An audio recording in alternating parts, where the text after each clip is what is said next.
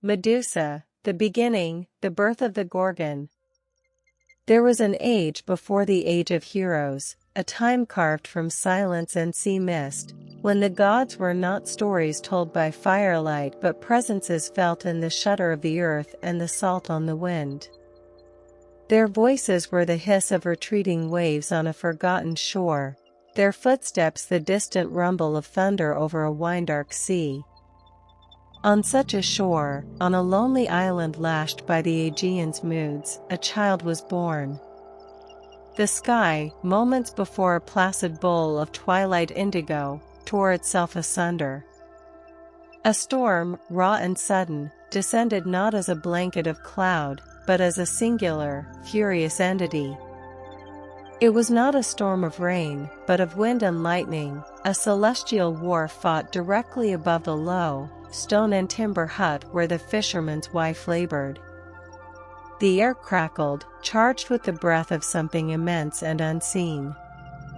And as the first, great fork of lightning illuminated the cramped interior, striking the sea rocks with a crack that shook the very foundations of the world, the child emerged. She did not cry. She opened her eyes, and they were the color of the sea at the heart of the storm, a shifting, turbulent gray-green, holding both the promise of calm and the threat of the abyss. They named her Medusa. And the wind, whipping through the cracks in the stone, seemed to whisper it back, a name that was both a prayer and a portent. Friends, before we dive in, make sure to subscribe to my channel, hit the notification bell so you never miss a new audiobook, and give this video a thumbs up. Thank you in advance. Medusa grew like a thing of the shore itself, her feet bare and tough on the sharp rocks, her skin tanned to the color of weathered oak by the relentless sun. Her hair was not the gold of wheat, but the deep, tangled bronze of kelp washed ashore after a tempest. But it was her eyes that the villagers watched. They were strange, untamed eyes. In certain lights, they held the placid, glassy green of a sheltered lagoon, in others, the churning, dangerous gray of a squall. When she looked at you, it was not like being seen by a child. It was like being measured by the deep itself. People feared those eyes, yet they were drawn to them, a dangerous allure they could not name. She was a quiet child, more at home with the gulls and the sighing of the tides than with the chatter of other children. She would stand for hours at the water's edge, her gaze fixed on the horizon, and the fishermen swore they saw the currents shift and swirl around her ankles, as if in greeting. One autumn day, a foolish boy, chasing a runaway ball, was swept from the jetty by a rogue wave. The sea, usually gentle in the cove, became a churning maelstrom. Men shouted, women wailed, but the riptide was too strong. It was Medusa, without a sound, who dove from the highest rock. She did not fight the water, she moved with it, a sleek, dark shape sliding through the fury. She found the boy not by struggling against the pull, but by surrendering to it, finding the silent, calm path within the chaos. She dragged him back to shore, her small body heaving, her stormy eyes blazing with a fierce, unnatural light. The boy coughed up seawater, alive. The village, in its relief and superstitious awe, declared her touched by the gods. The local priest, a man with a face like a dried fig, pronounced it a sign. Athena, Lady of Wisdom, protector of the city, has blessed this child. She has given her the sea's own cunning. She is meant for higher things. And so, the girl who belonged to the wild shore was chosen, destined for the cold, silent stone of the goddess's temple. It was not a question. It was a decree. As she was led away from the sea, the wind carried the scent of salt and something else, something like regret. The temple of Athena stood on a high cliff, a stark silhouette against the sky. It was not a place of warmth, but of order, of discipline. The stone, even in summer, retained a deep, inner cold that seeped into the bones. The air was thick with the smell of old incense, cold stone, and the faint, metallic tang of the sacrificial knife. Life here was a series of rituals, a language spoken not with words, but with gestures, with silence, with the measured pouring of libations. Laughter was a profanity. Love was a sin. Feeling was a failure of devotion.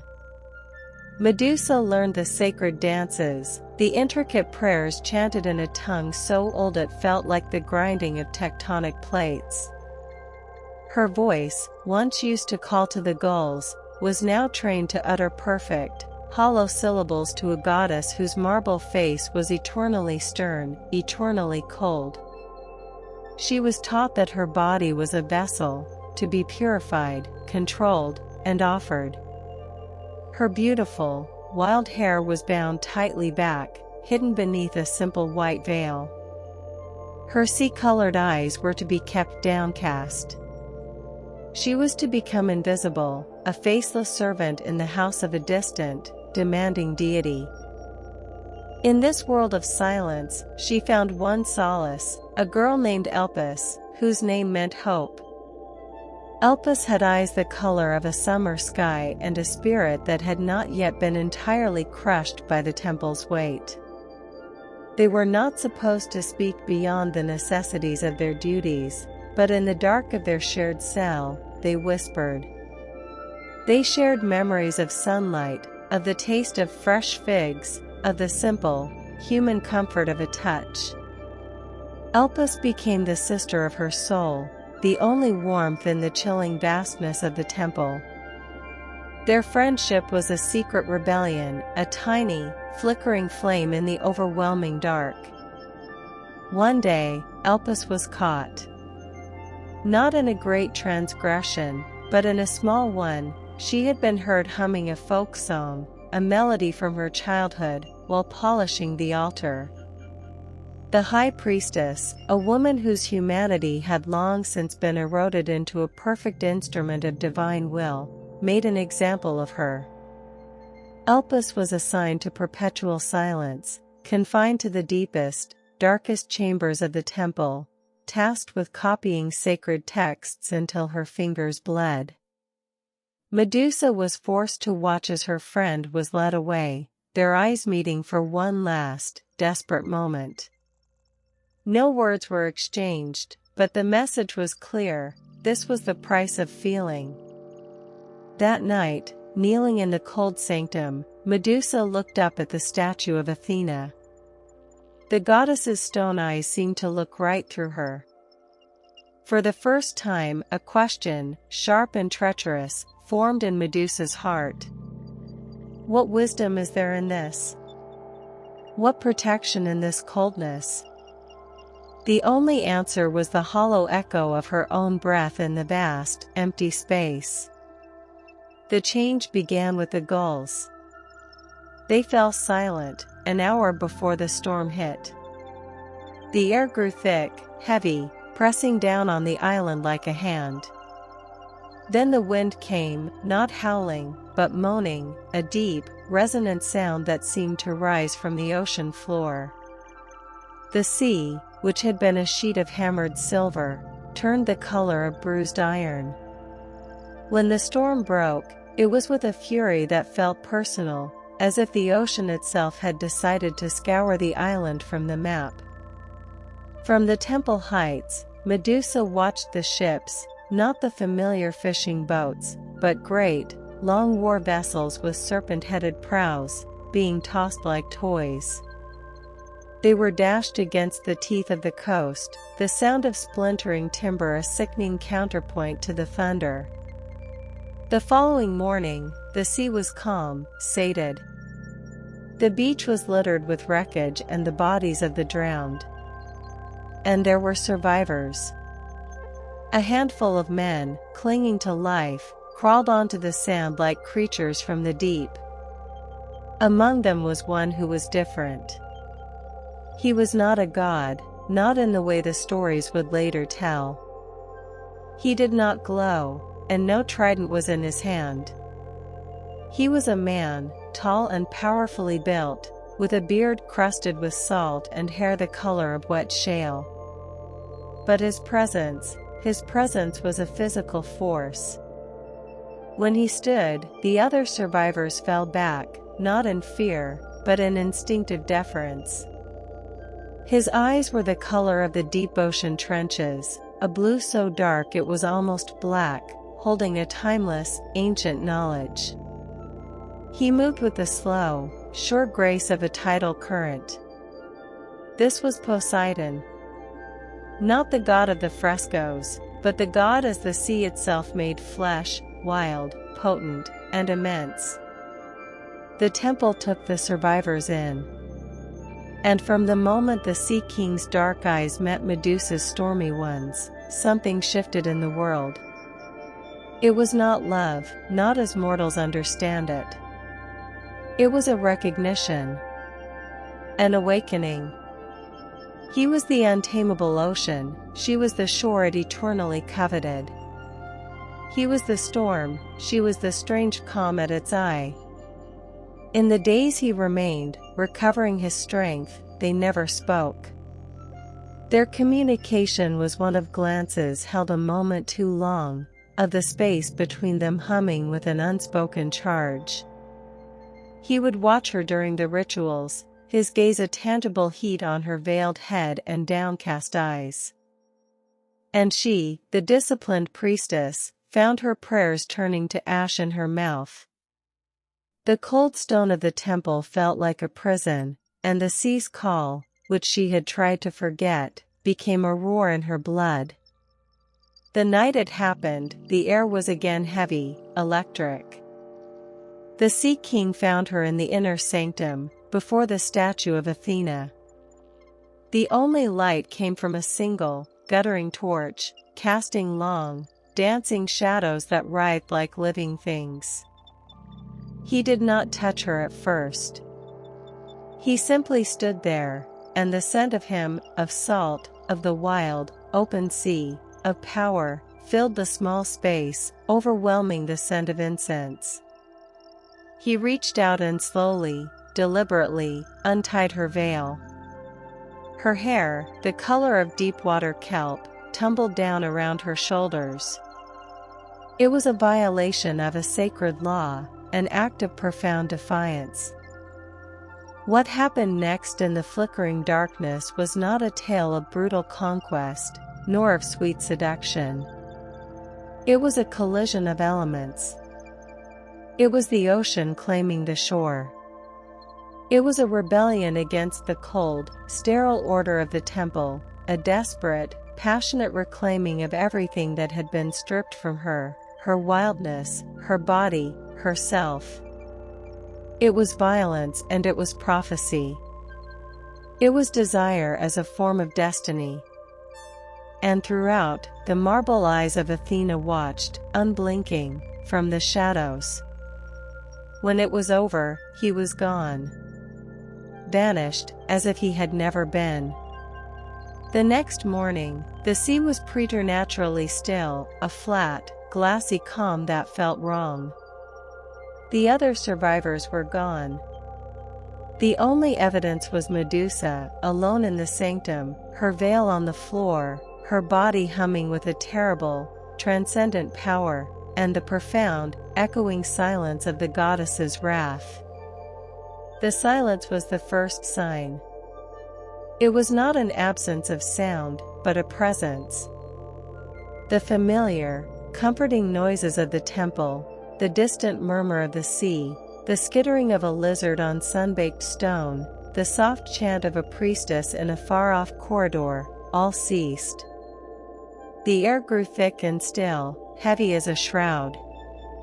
The scent of incense, once a familiar comfort, now cloyed in the throat, smelling of ash and forgotten things. The torchlight, which had always danced with a warm, living breath, now burned with a cold, blue-tinged flame, casting long, accusing shadows. Medusa moved through the days like a ghost in her own life. The other priestesses did not look at her, they looked through her, their faces pale masks of dread. The high priestess, when she passed, would make a subtle, warding sign with her fingers, her lips a bloodless line. The curse did not announce itself with thunder. It seeped in, a slow, insidious poison. It began in the reflective surfaces. When Medusa poured the morning libation of wine, the liquid's dark, trembling surface showed not her own face, but a distorted version, a face where the shadows clung too long, where the eyes seemed to hold a light not of this world. She would blink, and the image would be gone, leaving only her own frightened, familiar features. But the dread remained. Then came the pain. It started as a dull ache at the base of her skull, a tension that spread through her scalp. Her hair, once her one secret vanity, began to feel strange. It was as if the roots were alive, twisting and knotting of their own volition. She would wake in the cold darkness of her cell, her head throbbing with a rhythm that was not her own heartbeat, but something slower, more ancient. One morning, as she attempted to braid it, a single strand, dark and glossy, moved against her fingers. She gasped, snatching her hand back. It was not a trick of the light. The strand had coiled around her wrist of its own accord, a sensation like cool, smooth leather. She fled the sanctum, her heart a frantic bird against her ribs, and ran to the temple's one small, polished bronze mirror, used by the priestesses to ensure their ritual purity was flawless. The face that looked back at her was hers, and yet it was not. Her skin, always pale from life indoors, had taken on a luminous, marble-like quality, as if she were a statue slowly being brought to life, or a living woman slowly turning to stone. Her eyes, her storm-sea eyes, now held a terrifying, metallic sheen, like polished bronze catching fire. And her hair, her beautiful, wild hair, it was a nest of dark, sinuous movement. Dozens of slender, scaled bodies wove through the strands, their heads lifting, tiny, forked tongues tasting the cursed air. They were not yet fully formed, more suggestion than substance, but they were alive. They were part of her. A scream tore from her throat, a raw, human sound that shattered the temple's oppressive silence. It was the sound that broke the last fragile pretense. The high priestess and several others found her there, collapsed before the mirror. They did not help her. They stood in a semicircle, their faces etched with a horror that quickly hardened into righteous condemnation. The goddess's judgment is upon her, the high priestess intoned, her voice ringing with cold finality. She has defiled the sacred precinct. She has welcomed the chaos of the sea into the house of order. Look upon her, and see the price of impurity. The words were not just spoken, they were a verdict. The curse was now complete, not just in Medusa's flesh, but in the minds of those around her. She was no longer Medusa. She was the defiled, the unclean, the Gorgon. That night, they drove her out. They did not touch her, they were too afraid for that. They simply opened the great temple gates and stood, holding torches that smoked and guttered in the windless air, their collective will a solid wall forcing her out. She stumbled into the darkness, the cold sea wind a slap after the temple's stagnant warmth. Behind her, the gates boomed shut, the sound as final as a tomb ceiling. The people of the village, who had once called her blessed, now gathered at a safe distance. She heard their whispers, sibilant and sharp as arrows on the wind. Gorgon. Monster. Curse of Athena. A child threw a stone. It missed, clattering harmlessly on the path, but the intention struck true. She was alone. Utterly and completely alone. The girl who had saved a child from the sea, the priestess who had prayed for a sign of warmth from her goddess, was gone. In her place was something new, something divine and damned, walking into the exile that was now her kingdom. She fled to the only place that had ever felt like home, the wild, northern cliffs of the island, a place of jagged rocks and thunderous caves where no sane person ventured. The sea here was not the gentle cove of her childhood, but a raging, white-capped fury, hurling itself against the stone with a sound like the end of the world. The wind was a constant companion, a mournful choir in the labyrinthine tunnels of her new domain. The transformation did not stop. It deepened, it settled, it became her truth. The serpents in her hair grew, shedding their initial, spectral quality for solid, scaled flesh. They were not the vile, hateful creatures of legend, not at first. In the deep silence of the caves, with only the roar of the sea for company, they became her confidants. They would coil around her neck, their cool bodies a strange comfort against her feverish skin. They did not speak in words, but in impressions, a flicker of heat for danger, a cool calm for peace, a shared, primal understanding of the world. They were the children of the god's touch and the goddess's wrath, and they were bound to her as surely as her own heartbeat. They whispered to her of the tides, of the movements of fish in the deep, of the small, scurrying lives in the rocks. They were the voices of the wild world she had always loved, now made manifest upon her. Men came. They always did. The first was a young, boastful fisherman's son from a nearby island, armed with a rusty spear and dreams of glory. He found her at the mouth of her cave, silhouetted against the setting sun. He did not see a woman. He saw a prize, a story to tell in the taverns. He raised his spear, shouting a challenge he had practiced in his head. Medusa turned. She did not mean him harm. She was merely looking at the source of the noise. Her gaze, those bronze fire eyes, met his. She saw the bravado in his face melt, replaced by a dawning, absolute terror.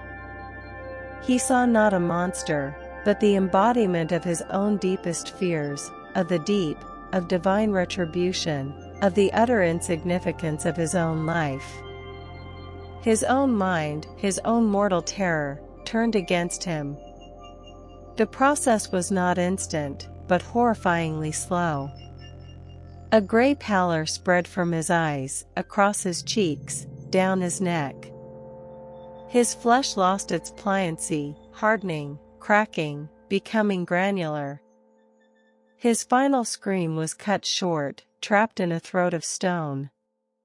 Within a minute, a statue of perfect, petrified fear stood where the boy had been, his face frozen in a silent, eternal shriek.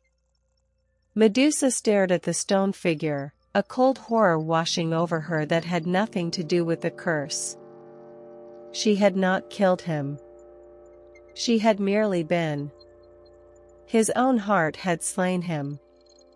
She reached out a trembling hand, touching the cold, rough stone of his cheek. A single, hot tear traced a path through the marble dust on her own face. It was the last fully human tear she would ever shed. More came after that. Warriors with polished shields, hoping to use them as mirrors, their courage evaporating the moment they saw her serpentine shadow fall upon them.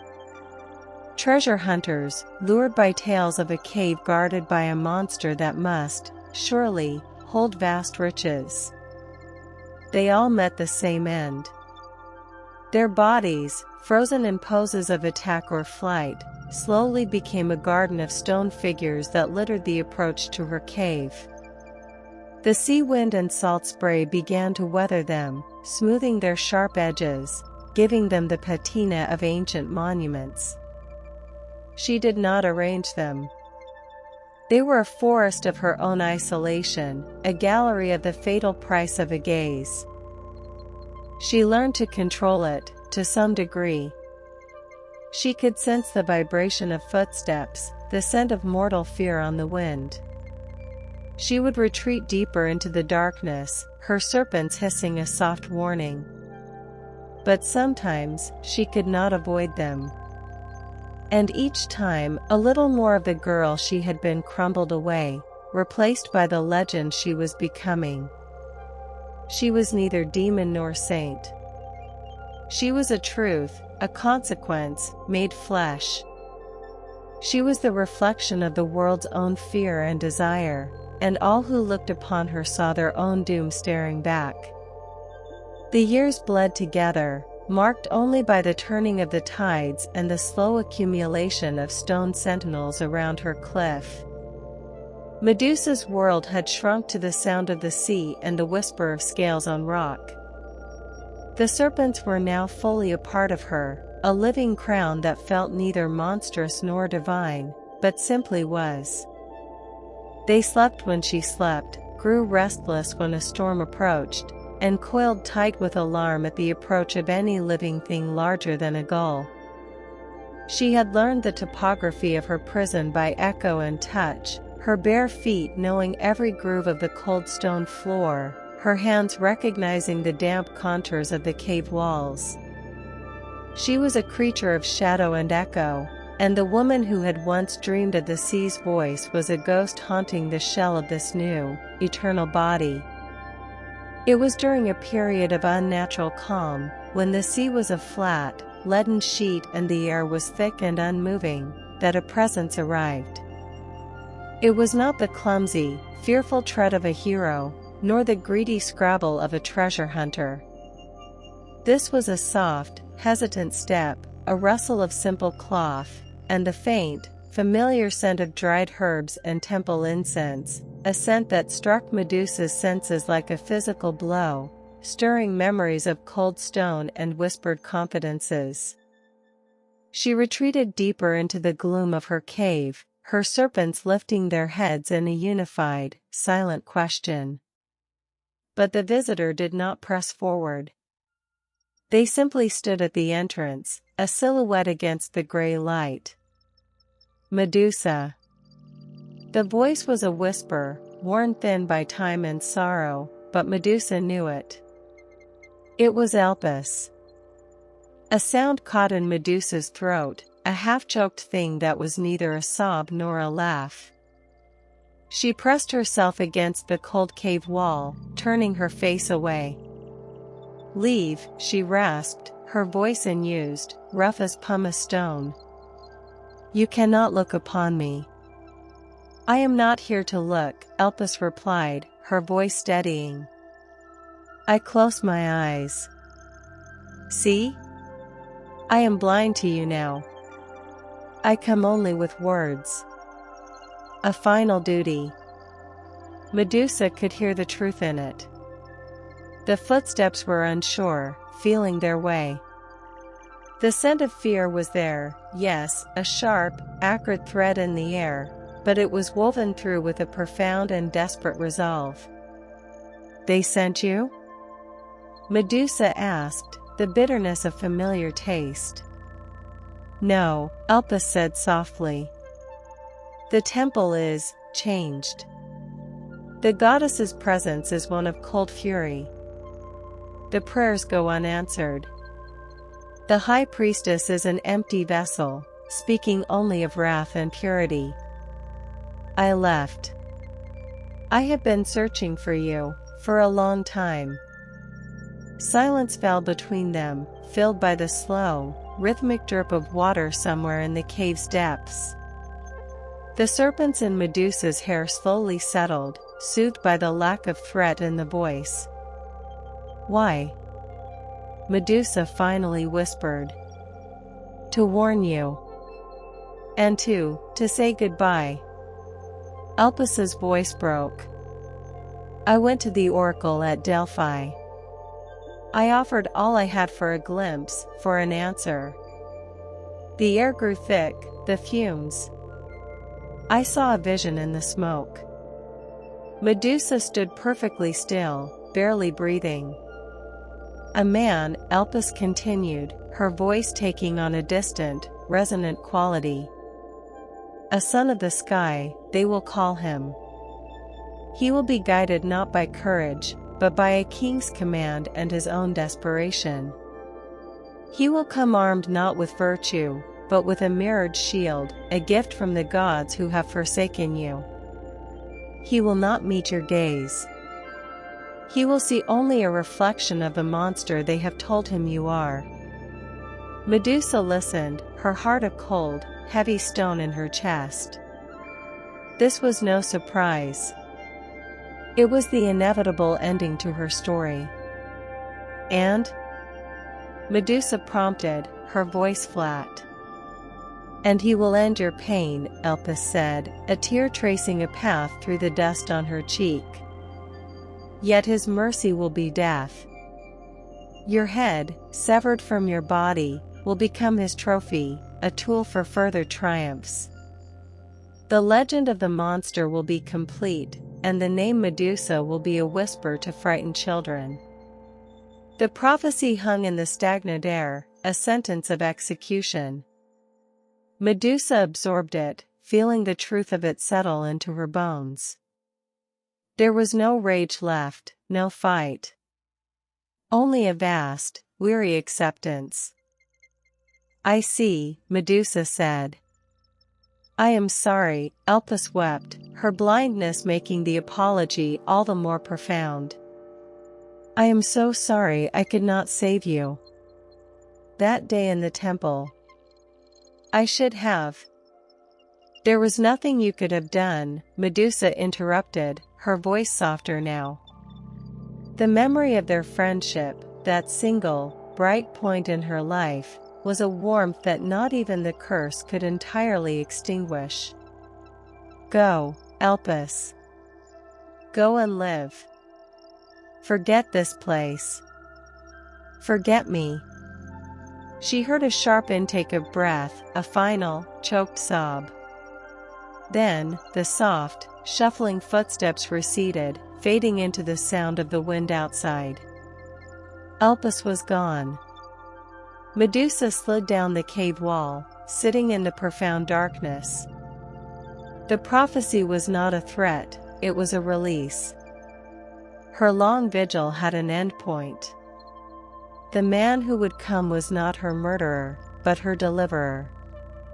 In the absolute blackness of her exile, a strange peace settled over her. The writhing of her serpent slowed to a gentle, rhythmic sway. Her gaze, which held the power to turn men to stone, now saw nothing but the internal acceptance of her fate. It was neither wrathful nor kind. It was, finally, eternal. On the cliff edge, under a sky bruised with impending storm, she stood facing the sea. The wind, her oldest companion, pulled at her simple chiton and whipped the air around her into a frenzy. The serpents that were her hair did not hiss or writhe in anger. They moved with a slow, undulating grace, their heads raised as if listening to the distant thunder, their scales glistening with sea spray. They were not monsters. They were her guardians, her only companions in eternity, the final, living proof of a god's desire and a goddess's wrath. Inside, where her human heart had once beaten, there was only a vast, silent cathedral of acceptance. She was the last relic of a forgotten age, a woman who had been reshaped by forces she could never have understood. She was the consequence of divine injustice, the scapegoat for a sin that was not hers alone. A fork of lightning split the sky, a brilliant, terrifying scar of white fire. In that instantaneous, blinding illumination, her form was cast in stark relief against the raging elements. The perfect, sculpted lines of her marble-like skin. The hypnotic, deadly grace of the serpents. And her eyes glowed with a fierce, internal, bronze fire, reflecting the storm but powered by the curse within. She was the image of the Gorgon, the Medusa of legend. Beautiful, deadly, divine. The wind caught her whisper, carrying it out over the churning, black water. I was never a monster, she breathed to the uncaring sea. I was the mirror they feared. The thunder rolled in, a long, low, deafening peal that consumed her words and shook the very foundations of the cliff. It was the sound of a legend being born, a story that would be told and twisted for 1,000 generations. And as the sound faded, leaving only the roar of the sea and the hiss of the rain beginning to fall, the figure on the cliff stood unmoving, a permanent fixture in the landscape of myth, waiting for the skyborn sun who would be both her end and her beginning. The narrator's voice fell silent. The story was over. The stage was set. But Perseus had not yet arrived. And so, the sea claims its own, and the legend is cast in stone. But every myth holds a fragment of a deeper truth, waiting for us to listen. If this journey into the heart of a forgotten tragedy moved you, if you saw the human face in the Gorgon's gaze, then you have become a part of this story's rediscovery. Your voice can bring other lost legends to light. Subscribe to the channel, for the echoes of the ancient world are many. Your subscription ensures you will not miss the next tale we unearth from the dust of time. A single like is a torch lit in the darkness, a signal that these stories matter. It guides us to continue our search. And in the scrolls of the comments below, that is where the true magic lies. Tell us, what did you see in Medusa's mirror? Whose story should we seek next? Your thoughts, your theories, are the modern-day oracle that guides our path. Thank you for listening. Until the next tale whispers on the wind.